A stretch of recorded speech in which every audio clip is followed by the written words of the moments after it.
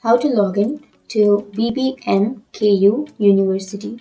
So if you want to log into BBMKU University, then first open up a browser, any browser that you're comfortable with, and search for BBMKU University login.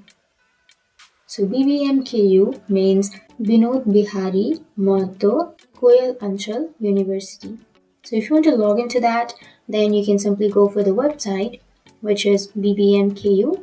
Click on that, and here it will take you to the website. So now you can scroll down, and here you will have student login.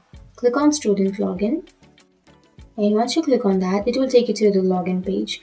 So to log into your account, first you need to enter your username on the first blank. And once you enter your username, you need to enter your password on the next blank. But if you don't remember your password, then you can go for forgot password, which is here, so that you can reset or recover your password. But if you remember your password, then enter your password on this blank.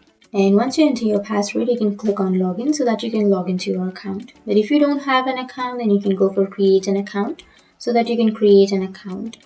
But if you want to log in, then enter your information and then click on login, and once you click on login, it will log you into your account. So that's it. That's how you'll log into your BBMKU University. And if you have any questions, feel free to comment below. Thanks for watching.